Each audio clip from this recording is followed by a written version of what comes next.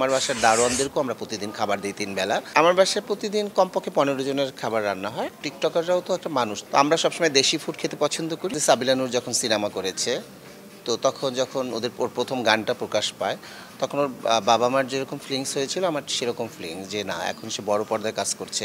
ছোট পর্দায়ও যদিও সে বেশ জনপ্রিয় ছিল এবং এখন সে এত বড় তারকা এবং আমাকে সে এখনও গুরু মানে।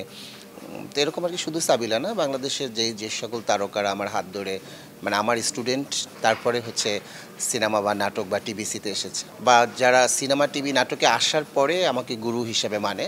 তো সব কিছু মিলিয়ে এত তারকাদের মধ্যে মানে আমি সবসময় থাকি বা আমি বুঝি যে এরা আমার সবাই স্টুডেন্ট বা আমাকে মানে, তারা এটা তো একটা অন্যরকম ভালো লাগে। সেখানে কখনো কখনো এমন মানুষ অ্যাওয়ার্ড পায় যারা আসলে অ্যাওয়ার্ডের জন্য উপযুক্ত না। তো যখন আসলে অ্যাওয়ার্ডটা মিনিংফুল হয়ে যাবে, যে মনে করেন আপনি পাচ্ছেন আমিও পাচ্ছি, তো তখন আসলে মিনিংফুলটা হারিয়ে যখন যাবে, অ্যাওয়ার্ডের অবস্থা আরও বাজে অবস্থাতে যাবে। টিকটকাররাও তো একটা মানুষ, তাদেরও তো একটা জনপ্রিয়তা আছে, তাদের জন্য আলাদা প্ল্যাটফর্ম।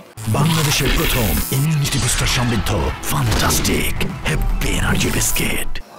তারপরে উদ্যোক্তাদের জন্য আলাদা প্ল্যাটফর্ম। আর যারা আসলে টিভি নাটক সিনেমা করে, তাদের সাথে তাদেরকে সম্পৃক্ত না করা, গুলিয়ে ফেলি একটা কেমন জট বেঁধে যায় সব। একজন গুরু পর্যায়ের মানুষ যেহেতু, আমাকে কিন্তু মানুষ যখন দাওয়াত দেয়, নিমন্ত্রণ করে, তখন কিন্তু টেবিল ভরে খাবার দেয়, কারণ গুরুদের প্রতি তো একটা আলাদা রকম আয়োজন থাকে সবার। সেক্ষেত্রে ওইভাবে আসলে যেখানেই যাই সেখানে এরকম আয়োজন, সেই অভ্যাসটাই হয়তো আমার ভিতরে ধারণ করেছে। তো আমরা সবসময় দেশি ফুড খেতে পছন্দ করি। আর যেই খাবারগুলো আমি দেখাই, অনেকেই লেখে যে কেন আপনি দেখান, আশেপাশের আরও ১০ জন মানুষ তো না খেয়ে আছে, কেন দেখান আপনি? তবে বলবো আসলে আমার সাথে যারা থাকে, যারা বাস করে বা আমাকে যারা চিনে, আমি কিন্তু খাবারগুলো সব মানুষদেরকে নিয়েই খাই। সেটা আমার কোনো ঘরের ভাই বোন বা আত্মীয় স্বজন নয়, এবং আমি আমার পাশের মানুষটাকে নিয়েই খাই। এমনকি আমার বাসার দারোয়ানদেরকেও আমরা প্রতিদিন খাবার দিই ৩ বেলা। তো সেগুলো তার ওইটা যদি আবার দেখাই, তখন বলবে লোক দেখিয়ে দেই। তো সব কিছু তো লোক দেখানোর দরকার নেই, সৃষ্টিকর্তা তো জানে যে কী করি আমি। আরও একটা কাজ হচ্ছে, এটার কারণে আমার কিছু আয় হয় ফেসবুকের মাধ্যমে, যত ভাইরাল হয়, যত ভিউ হয়, একটা আয়ের উৎস হয়। তো সেখানে এটাও একটা আমার জন্য পজিটিভ। আমার বাসায় প্রতিদিন কমপক্ষে ১৫ জনের খাবার রান্না হয়।